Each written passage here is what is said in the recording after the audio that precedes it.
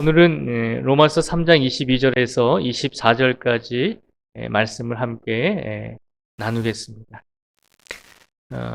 의롭다 하심의 의미라고 하는 제목으로 저희가 말씀을 나누고자 합니다. 예수님께서 우리를 하나님의 성도로서 불러주시고 우리를 의로운 사람으로 만들어 주셨습니다.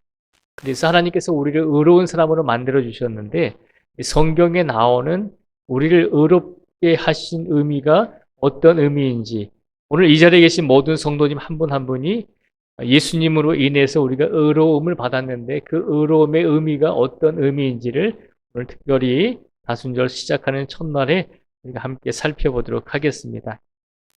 먼저 소요리 질문 33번째 질문을 보시면 이런 질문을 하고 있습니다. 의롭다 하심이 무엇입니까? 라고 하는 질문입니다. 성경에서는 우리를 가리켜서 하나님께서 예수님을 믿음으로 우리가 의로운 사람이 되었다라고 이야기하잖아요. 그러면 우리가 의로운 사람인데 어떻게 해서 의로운 사람이 되었는가라고 하는 것을 질문하고 있습니다. 의롭다 하는 것이 도대체 무엇인가라고 하는 질문입니다. 글씨가 좀 작지만 한번 같이 읽어보겠습니다.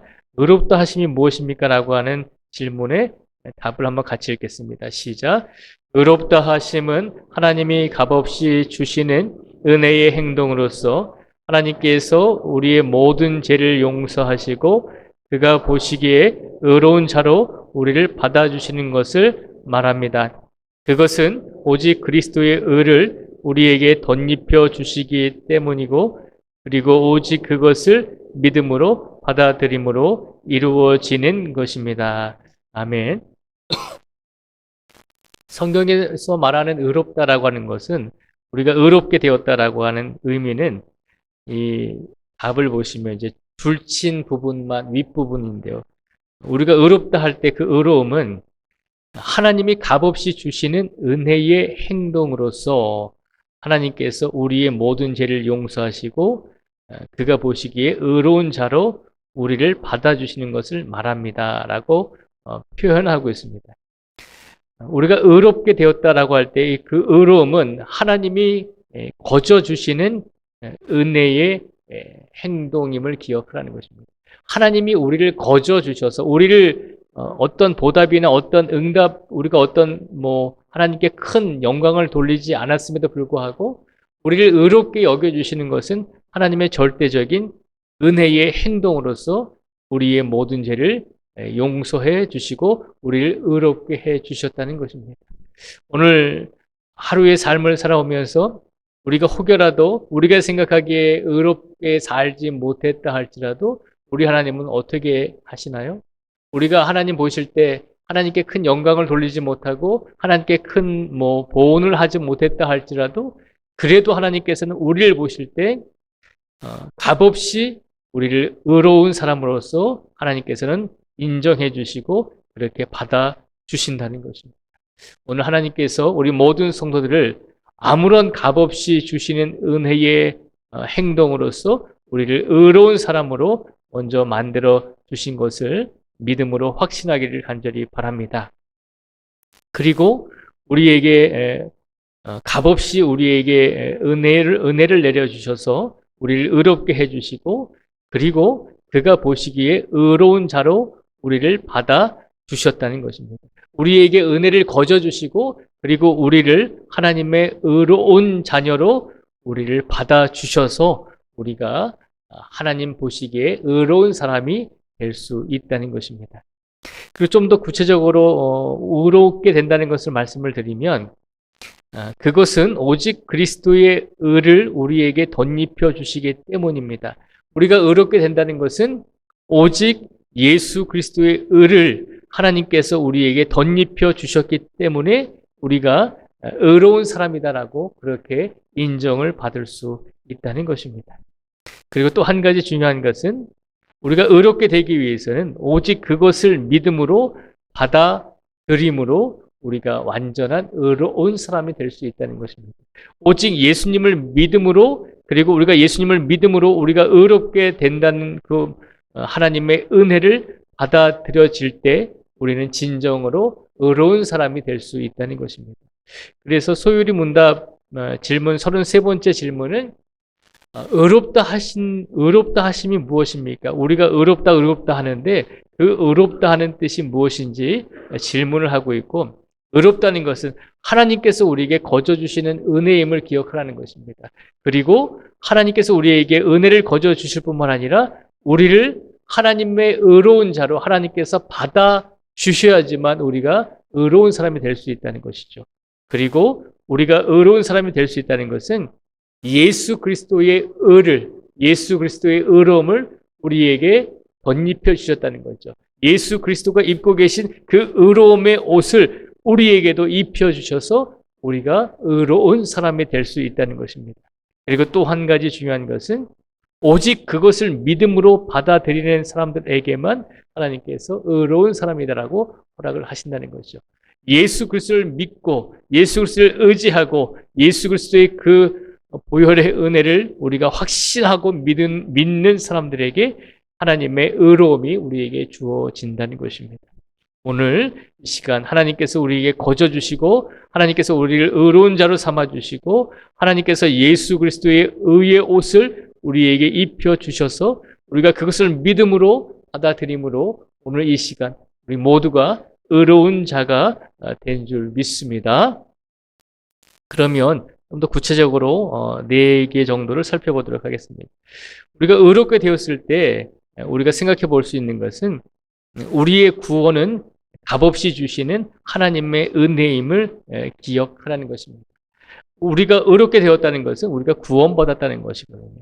그래서 다른 말로 하면 우리의 구원은 값없이 하나님께서 우리에게 주시는 은혜임을 날마다 기억하라는 것입니다. 그래서 성경 로마서 3장 24절의 말씀을 저희가 한번 같이 읽어보겠습니다. 시작. 그리스도 예수 안에 있는 속량으로 말미암아 하나님의 은혜로 값없이 의롭다 하심을 얻은 자 되었느니라. 아멘. 사도 바울이 로마 교회 성도들에게 말하고 있는 내용입니다. 고백하고 있는 내용입니다. 로마 교회 성도들은 대부분이 이방 사람들이었죠. 로마 교회는 로마에 세워진 교회입니다. 사도 바울은 이스라엘 사람이었잖아요. 그러니까 이방 땅에 타국의 교회가 세워졌는데 오늘날에도 그런 경우도 많잖아요.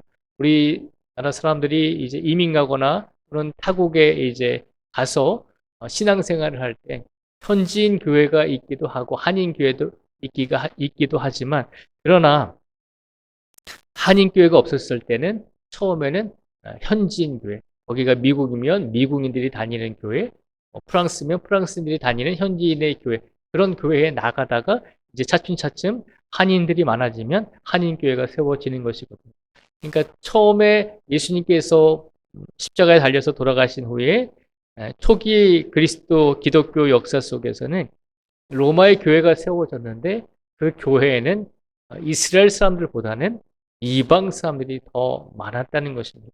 그래서 사도 바울이 로마서 3장 24절의 말씀을 통해서 이방 사람들에게 너희가 어떻게 의롭게 되었는지를 설명해 주고 있는 내용입니다. 그리스도 예수 안에 있는 속량으로 말미암아 하나님의 은혜로 값없이 의롭다 하심을 얻은 자 되었느니라 라고 말씀하고 있습니다.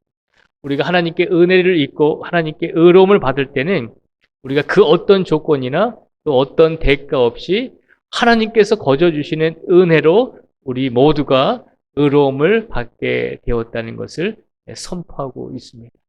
로마 교회 성도들도 그리고 이스라엘 땅에 있는 이스라엘 사람들도 모두 다 하나님의 은혜로 값없이 의롭다 하심을 얻은 자 되었음을 선포하고 있습니다. 그리고 에베소서 2장 8절 말씀을 저희가 한번 같이 읽어보겠습니다. 시작. 너희는 그의 은혜에 의하여 믿음으로 말미암아 구원을 받았으니 이것은 너희에게서 난 것이 아니요 하나님의 선물이라. 아멘. 에베소서 2장 8절 말씀 속에서도 사도 바울이 에베소 교회에 있는 성도들에게 말씀을 전하고 있는 것입니다. 너희는 그의 은혜에 의하여 믿음으로 말미암아 구원을 받았으니 이것은 너희에게서 난 것이 아니요 하나님의 선물이라라고 말씀하고 있습니다. 너희는 그의 은혜에 의하여 믿음으로 말미암아 구원을 받았으니 이것은 너희에게서 난 것이 아니요 하나님의 선물이다라고 하는 것입니다. 하나님께서 우리 모든 성도들에게 주신 구원의 은혜는 하나님의 절대적인 선물임을 기억하라는 것입니다. 우리가 어떤 조건이나 어떤 무엇인가를 했기 때문에 우리에게 베풀어 주신 것이 아니라 조건부적인 선물이 아니라 절대적으로 하나님께서 우리에게 그저 거저 주신 하나님의 은혜요, 하나님의 선물이 우리가 구원을 받은 것이고 우리가 의롭게 된 것임을 기억하라는 것입니다. 오늘도 하나님께서 우리를 하나님의 은혜 속에서 살게 하시고 우리가 하나님의 은혜 안에서 믿음으로 말미암아 구원을 받게 하셨고 그리고 우리가 구원을 받은 것은 절대적인 하나님의 선물이다라고 하는 것을 기억하시고 오늘도 이 자리에 우리가 나온 것은 하나님의 은혜, 하나님의 절대적인 선물에 의해서 우리가 이 자리에 나와서 하나님의 성도로서 하나님의 자녀로서 오늘 이 시간 함께 예배 드리고 있다는 것을 기억하시며 하나님의 절대적인 구원의 선물, 의로운 선물에 감사하며 오늘 특별히 사순절을 시작하는 오늘 첫날에 더욱더 예수 그리스도의 고난과 또 예수 그리스도의 은혜를 생각하면서 그 모든 것이 우리를 위한 하나님의 은혜였으며 하나님의 선물이다라고 하는 것을 다시 한번 확신할 수 있는 우리 모두가 되기를 축복을 드립니다. 그리고 두 번째로 보면요.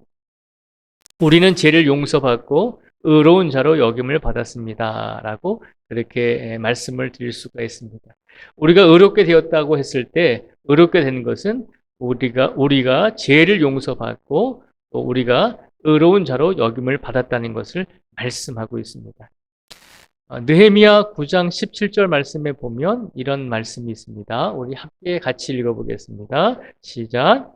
주께서는 용서하시는 하나님이시라 은혜로우시며 긍휼히 여기시며 더디 노하시며 인자가 풍부하심으로 그들을 버리지 아니하셨나이다. 아멘.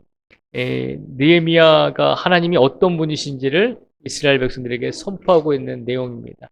하나님은 어떤 분이신가요? 느헤미야 9장 17절 말씀에 보면 주께서는 용서하시는 하나님이시라 은혜로우시며 긍휼히 여기시며 더디 노하시며 인자가 풍부하심으로 그들을 버리지 아니하셨나이다 라고 고백을 합니다. 그들이라고 했을 때는 이스라엘 백성들을 말하지만 이 이스라엘 백성들은 바로 영적인 하나님의 자녀들을 말하고 있잖아요. 우리 하나님은 용서하시는 하나님이시고 우리 하나님은 은혜로우신 하나님이시고 우리 하나님은 긍휼이 있으신 하나님이시고 노하시기는 하되 더디 노하시며 인자가 풍부하시다. 인자라고 하는 것은 사랑을 말하고 있습니다.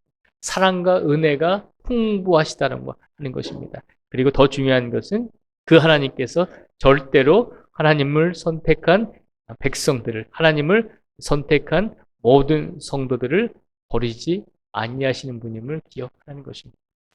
오늘 우리의 삶 속에서 때로는 하나님께서 나와 함께 하시지 않는 것처럼 느껴질지라도 하나님께서 내가 원하는 것에 응답을 주시지 않고 하나님께서 내가 바라는 것에 어떤 길을 열어주시지 않을지라도 믿음은 그래도 하나님을 믿는 것입니다. 그래도 하나님께서는 우리를 버리지 아니하실 것이다 라고 하는 확신과 마음을 가지고 하나님을 의지하는 것, 그것이 믿음임을 기억하라는 것입니다.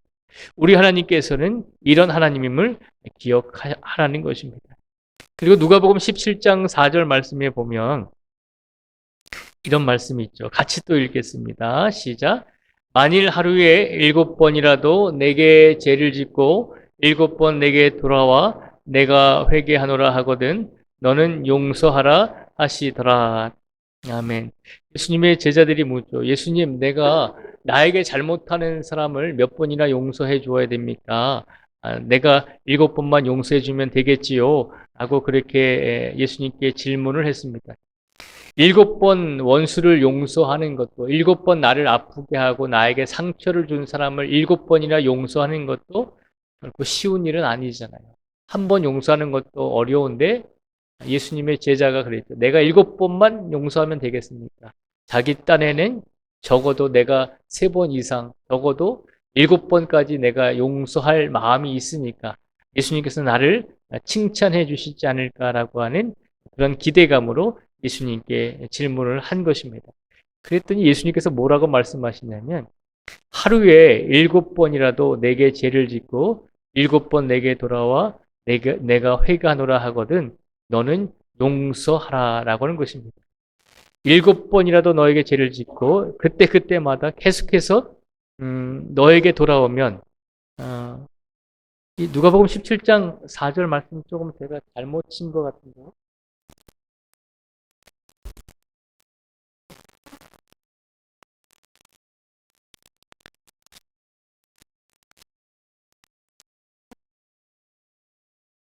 예, 맞네요. 만일 하루에 7번이라도 내게 죄를 짓고 7번 내게 돌아와 내가 회개하노라 하거든 너는 용서하라라고 말씀을 하셨습니다.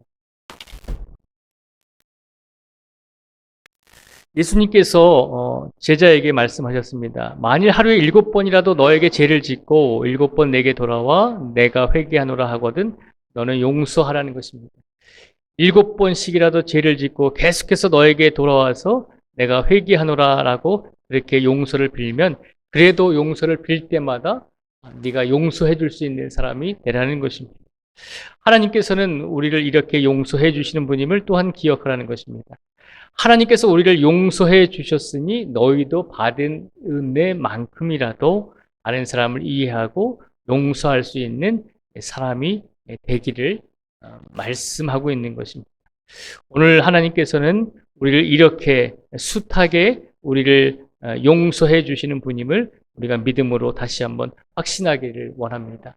우리를 하루에도 수없이 우리가 죄를 짓고 악을 행하고 그럴 때마다 회개하고 하나님께 돌아올지라도 하나님께서는 우리를 그래도 용서해 주셨기 때문에 우리가 오늘 이 자리에 의로운 성도로서 있게 된 줄 믿습니다. 하나님의 그 마음이 있으셨기 때문에 우리가 오늘 이 자리에 귀한 성도로서 자리에 있다고 하는 것을 기억하시고 하나님이 어떤 분이신지를 다시 한번 믿음으로 깨달으시고 확신하시고 그 예수님을 더욱더 의지할 수 있는 우리 모두가 되기를 축복을 드립니다. 세 번째로 보면요. 우리가 의롭게 된 것은 그리스도의 의를 덧입혀 주셨기 때문입니다라고 그렇게 말씀을 할 수 있습니다. 우리가 의롭게 된 것은 아까 소율이 문답 33번째 질문과 답 속에서 우리가 함께 나눴듯이 우리가 의롭게 된다는 것은 그리스도의 거룩한 옷을 우리에게 입혀 주셨기 때문에 우리 또한 의로운 사람이 될 수 있다는 것을 우리가 기억하라는 것입니다. 그러면 로마서 3장 26절의 말씀을 저희가 한번 같이 읽어보겠습니다. 로마서 3장 26절입니다. 시작. 곧 이때에 자기의 의로움을 나타내서 자기도 의로우시며 또한 예수 믿는 자를 의롭다 하려 하심이라. 아멘. 로마서 3장 26절에 보면 곧 이때에 자기의 의로우심을 나타내서 자기도 의로우시며 또한 예수 믿는 자를 의롭다 하려 하심이라 라고 말씀하고 있습니다. 예수님께서 이 땅에 오셔서 자기의 의로움을 십자가에서 나타내셨잖아요.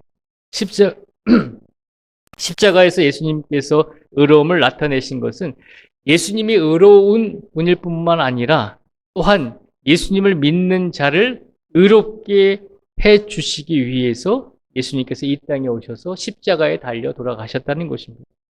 오늘 예수님께서 의로우심을 나타내실 뿐만 아니라 또한 예수님을 믿는 자들까지도 의롭게 해주시고 계시는 그 예수님의 은혜 때문에 우리가 오늘 이 자리에 또한 앉아있게 된 줄 믿습니다.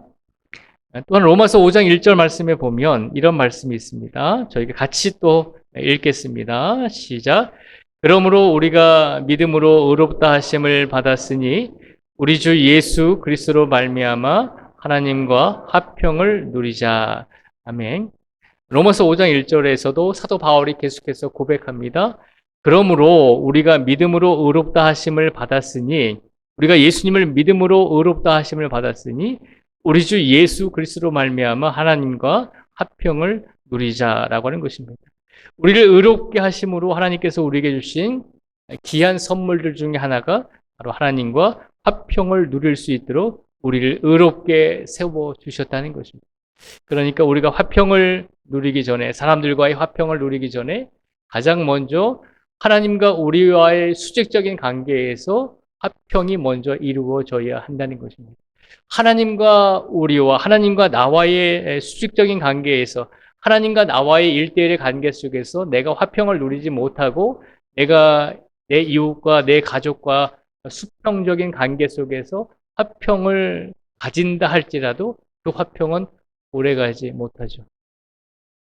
그렇잖아요. 요새 뉴스를 보면 이제 우크라이나가 전쟁을 이제 마치려고 하는데 사람들에 의해서 자꾸 그 평화가 강제적으로 인위적으로 이끌려져 갈 때가 있잖아요.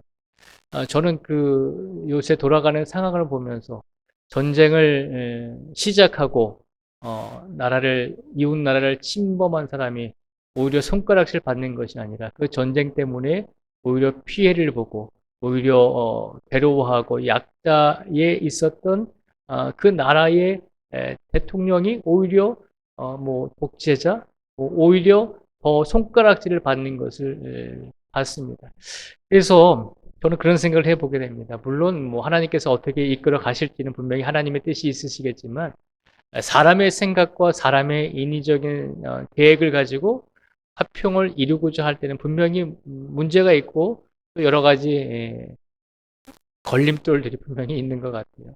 그래서 하나님과의 수직적인 관계, 나와 하나님과의 관계 속에서 온전한 화평이 먼저 이루어지지 않으면 사람과 하나님과의 관계 속에서 온전한 화평과 평화가 온전히 누리지 못한다면 아무리 사람들이 내 주변국과 내 이웃들과 화평을 누리고자 한다 할지라도 그 화평과 평화는 오래 갈 수 없다는 것이죠.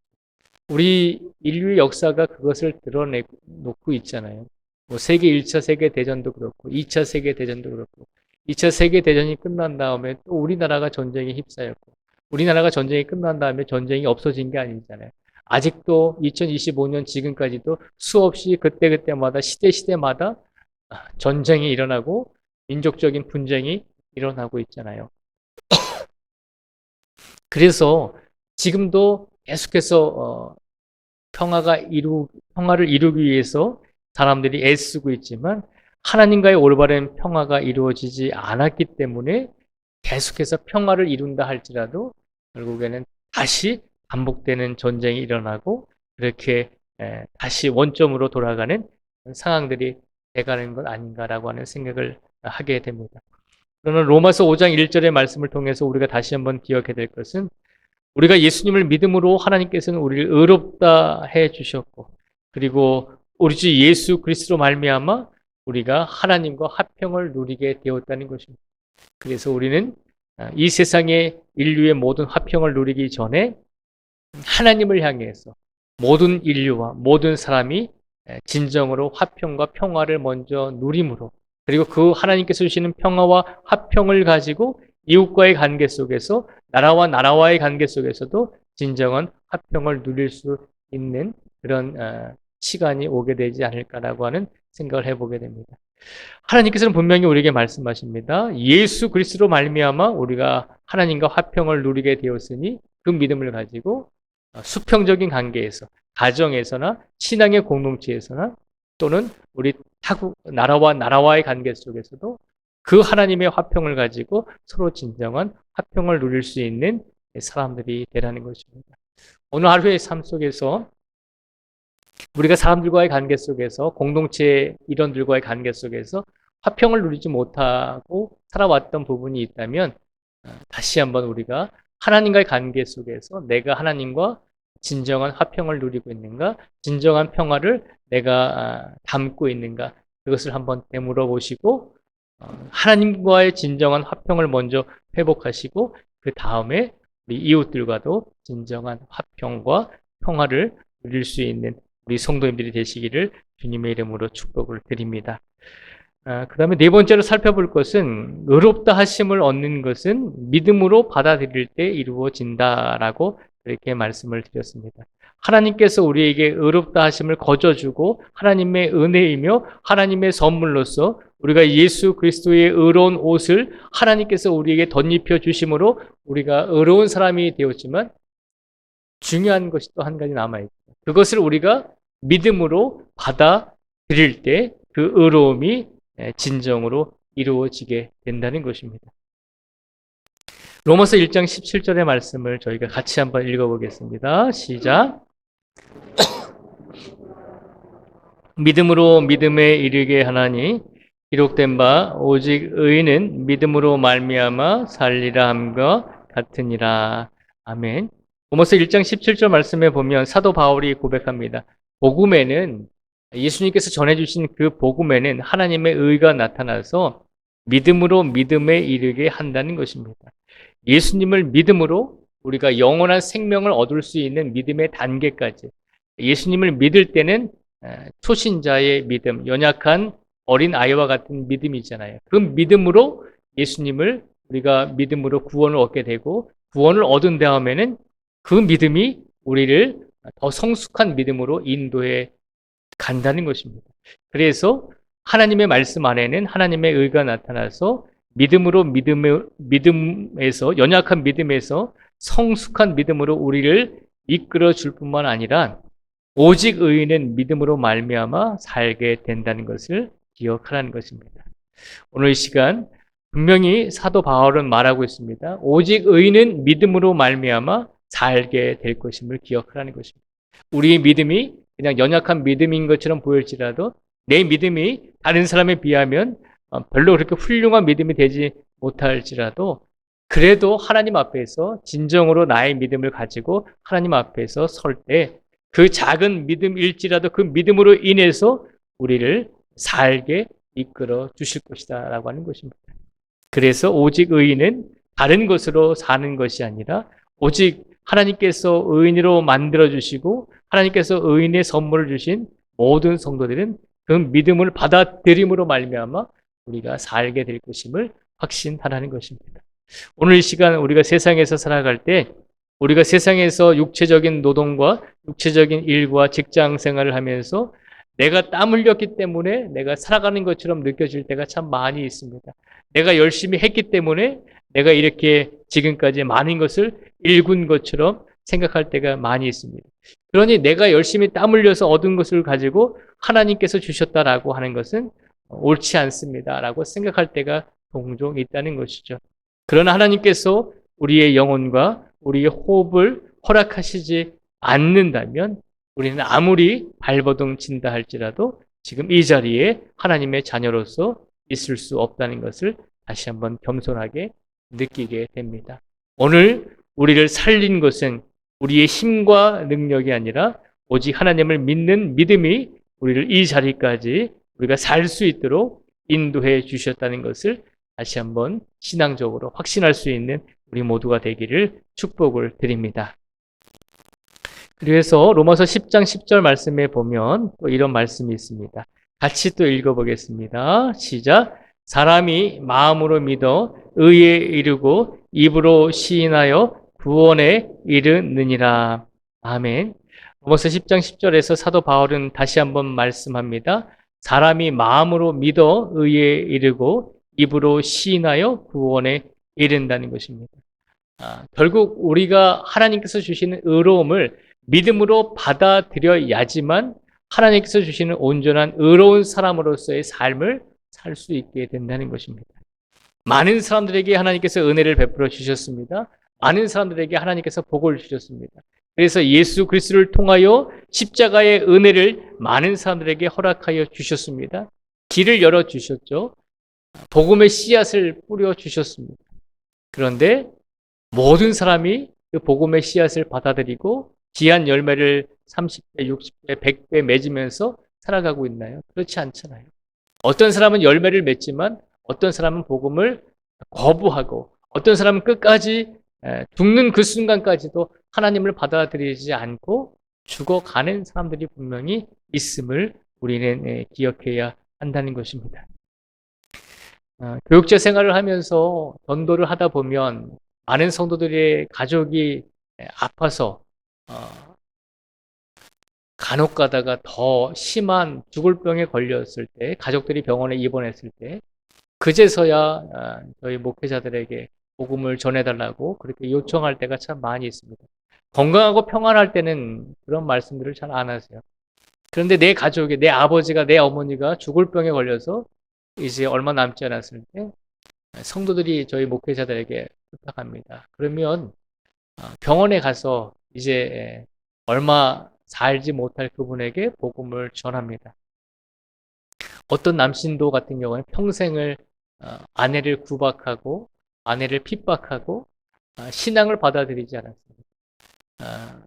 거의 이제 임종 직전에는 복수가 져서 배가 더부룩하고 불러오고 이제 숨 쉬는 것도 쉽지 않은 상태에서 그래서 복음을 전하기 위해서 이제 찾아갔습니다. 처음에는 복음을 받아들이지 않죠. 계속해서 거부합니다. 예수님 안 믿어도 됩니다. 죽어가고 있음에도 불구하고 복음을 받아들이지 않는다는 것이죠. 한 번 가고 두 번 가고 계속해서 복음을 받아들이지 않습니다. 그래서 어느 순간에는 저렇게 사시다가 임종할 수도 있겠구나라고 하는 생각이 듭니다. 어느 날 토요일 날 저녁에 전화가 왔습니다. 내 남편이, 내 아버지가 지금 위독합니다. 그래서 와서 기도해 달라고 그렇게 요청이 왔습니다.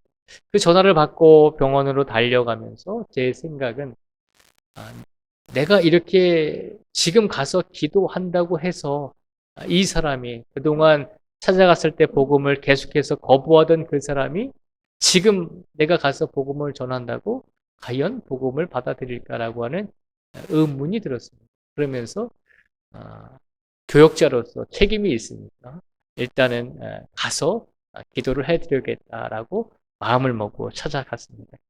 이제 숨을 이제 금방 거두시기 직전이죠. 그때 마지막으로 가서 그분에게 복음을 전했을 때 그래도 그분은 지혜로운 분인 것 같아요. 마지막 숨을 거두기 전에 복음을 받아들이겠다고 하더라고요. 그래서 부랴부랴 세례 기도 준비가 안 된 상태에서 컵에다 물을 떠다가 이제 세례를 주고 그리고 예수님을 믿게 하고 고백하게 하고 그리고 잠시 후에 숨을 거두셨습니다. 가장 미련한 사람이 어떤 사람이겠습니까? 죽는 그 순간에도 숨이 넘어가는 그 순간에도 끝까지 복음을 받아들이지 않는 사람이 저는 정말로 지혜롭지 못한 사람이다라고 하는 것을 개인적인 목회의 경험에서 체험을 한 적이 있습니다. 모든 사람들이 죽기 전에 마지막에 이렇게 다 복음을 받아들이는 건 아니에요. 끝까지 복음을 받아들이지 않고 죽어가는 사람들도 있습니다. 얼마나 죽어가는 분들에게는 조금 죄송한 말이지만 얼마나 얄미운 사람들이 있는지 몰라요. 끝까지 정신을 가지고 끝까지 죽어가면서 온전한 정신을 가지고 끝까지 거부하세요. 좀 혼수 상태에 있거나 조금 위중한 어떤 의식이 좀 없거나 그런 분들이 아니라 죽어가고 있음에도 불구하고 호흡이 끊겨져서 이제 산소 마스크를 끼고 있음에도 불구하고 이제 의사가 호흡이 계속 불안정하니까 이제 죽을 거다라고 이야기하고 있는 가운데도 정신은 또렷하신 거예요. 그런데 더 놀라운 것은 복음을 전해도요 또렷한 정신으로 거부하더라고요. 그렇게 끝까지 받아들이지 않고 죽어가는 사람들도 분명히 있습니다. 과연 진정한 우리가 의로운 사람이다라고 했을 때 하나님께서는 차별적으로 어떤 사람은 의롭게 해주시고 어떤 사람은 의로움을 주시지 않는다라고 우리가 변명할 수는 없잖아요. 오늘 성경에 보면 오늘 소율이 문답 33번째 이 질문과 답을 통해서 그리고 성경의 말씀들을 통해서 우리가 찾아보았고 우리가 말씀으로 깨닫게 되는 것은 하나님께서는 모든 사람에게 의로운 사람이 될 수 있도록 기회와 은혜와 선물을 주셨다는 거예요. 그런데 그것을 받아들여야죠. 받아들이지 않으므로 하나님께서 주시는 기회와 선물을 놓쳐버리잖아요. 그건 누구에게 핑계를 대겠습니까? 누구를 원망할 수도 없는 것이죠. 마지막 죽는 순간에라도 예수님을 받아들이고 그렇게 믿고 돌아가는 사람은 얼마나 큰 은혜입니까? 마지막 순간까지도 숨이 넘어가고 있는 그 순간에도 자신의 사고가, 자신의 생각이 멀쩡하기 때문에 끝까지 예수님을 부인하고 받아들이지 않고 가는 사람. 어떤 사람이 정말로 행복한 사람이겠습니까? 오늘 로마서 10장 10절의 말씀은 우리에게 말씀하고 있습니다. 사람이 마음으로 믿어 의에 이르고 입으로 시인하여 구원에 이르라고 하는 것입니다. 우리의 입술로, 우리의 생각으로, 우리의 의지로 믿음을 받아들이지 못하고, 복음을 받아들이지 못하고, 의로움을 받아들이지 못할 때 우리는 구원에 이르지 못하게 된다는 것입니다. 그래서 우리의 입술로 고백하는 것도 굉장히 중요한 것이죠. 내가 마음으로 믿으면 됐지. 아니요. 우리 입술로 고백할 수 있는 성도가 되어야 합니다.